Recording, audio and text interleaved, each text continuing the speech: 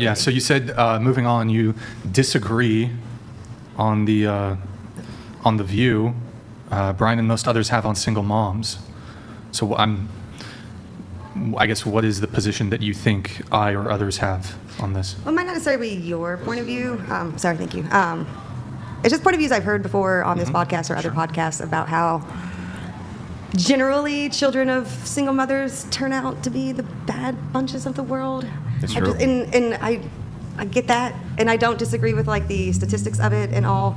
I guess where I disagree is putting solely the blame on the fact that it's a single mother and not necessarily a single parent in general, because some of the turnout situations could still be the same if it was. They're not, though. When it's a single father at home, the problems and the outcomes are significantly better than when it's with a single mother at home. That's why it's viewed this way with so much social stigma. So the idea is not to say that women who are single, many times women can become single through no fault of their own. Perhaps they're in an actual abusive relationship. Perhaps their husband dies. Perhaps, there's any number of different situations which can cause it. But if you were looking to advise, if let's say you had an entire pool of men to advise, then you were to look at the numbers and you go, okay, look, the amount of shit that you're going to put up with marrying a single mom versus not marrying a single mom is massive. You're going to be putting up with a lot more shit, a lot more trouble. Now you got exes involved. You got all of this involved, right? Babies it's involved. Probably better if you have viable options external to a single mom to take those. Now, there's many situations where marrying a single mother works out fine. Dating single moms works out fine. There was no problem with that.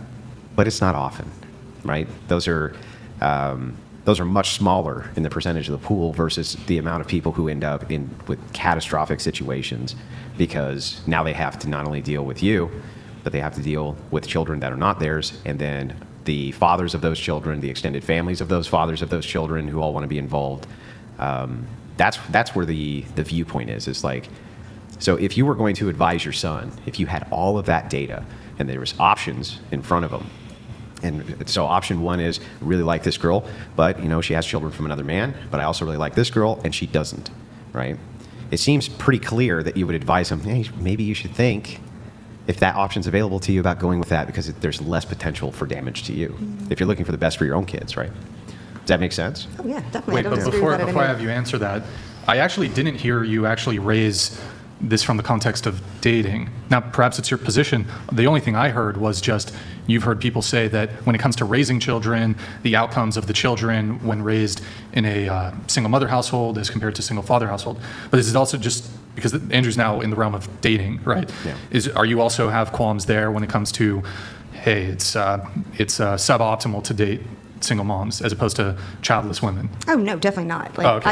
I definitely So Andrew, I think her position is simply just the whole single moms raising children, the outcomes for the children as compared to the single fathers, not really a dating.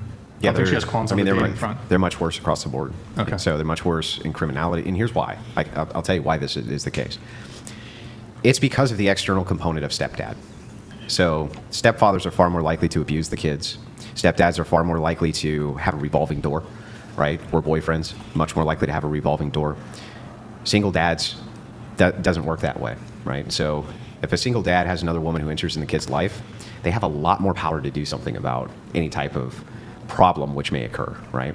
Not going to have the same dependency issues. They're not going to have the same revolving door. And so the chance of abuse goes significantly down. So for instance, if I was single tomorrow and I was dating a woman and I saw some kind of abusive tenants, right? Very easy for me to be like, get the fuck out of here, lunatic. And what is she going to do about it? Nothing.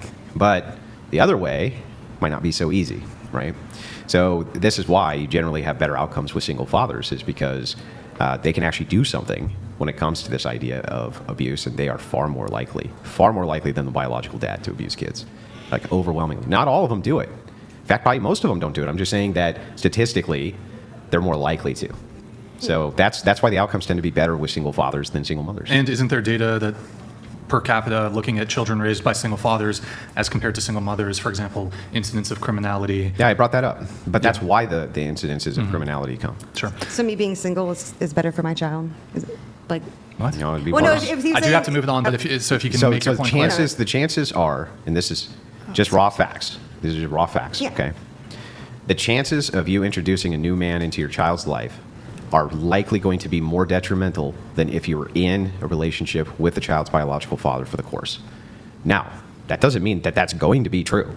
I'm just talking about risk factors. Yeah. The risk factors are higher, that's all. So yeah, so I'm saying like from my point of view, I've been single since I've been single. So from what you're explaining, that means that like my outcome would be slightly better still because I'm not having that Yeah, rotating door. the outcome of- the outcome may be slightly better because you don't have other men coming in. However, it's still going to be suboptimal as to if you had probably stayed with the father. And so that's why, like you said, you're a Christian, churches will often recommend, look, there's no abuse, there's no drugs, there's no stuff like that. You guys are just having a hard time reconciling some issues. You should probably still stay together to make sure that the kids have the best shot at life. Because after they're out the door, then you can do something different. You know what I mean? But that's often why even non-religious counselors will often advise this. Okay. You said also the viewpoint that women are more attractive at 20 than 40. So what was your thing there? I mean, kind of, you asked earlier about if I thought I looked better now than I did at 20. And I understand the whole man point of view about like how they look, how when we're younger we look more fertile and we are more, fertile looking as young women. Personally, I believe that women look slightly better. Even men, we look better in that middle of age, somewhere between 30 and 40, when we have more matured features. We slightly don't look so babyish in our faces, not as young, and I just think that we look slightly better, slightly Well, older. I think as women age, definitely their taste age when it comes to comes to men. 100%. Not confident that is the case the other way around. That that men aren't still attracted to younger women, because all the data that I've seen most definitely shows that they are. Whereas women, it seems that their tastes slightly deviate. Though they still, from a beauty standard point, still go, okay, 25-year-old men are still better looking on average The than older we get, 45-year-old the men. men age like fine wine. Like, Well, I think the tastes change because of the valuation of different things. They just value different things. Yeah. Men at 45 are still looking at women as vessels and carriers of children. That's what the attraction comes from. So youth is associated with that. Of course, that's why you'd be attracted to younger women. yep. So, I mean, it's not even really that difficult to understand. It's not, yeah. I don't disagree Do you have the with that at all. study though? Actually, we can bring No, it no. up. You can go to, if you want. I mean, I think it's You a can actually go to my- societal understanding a of really it. good place to source a lot of this data, especially on the abuse in the home.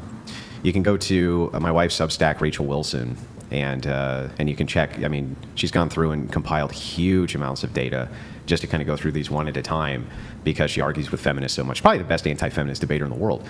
And I'd love to meet her. Her book, Occult Feminism, it compiles some of this, but her Substack has most of the kind of cultural battle statistics that we're kind of going over all the time. But especially in the case like this, and I think what happens is people often, they think that you're attacking them based on their situation. Yeah. When you're not really attacking them based on their situation, you're just explaining the distinction in risk assessment.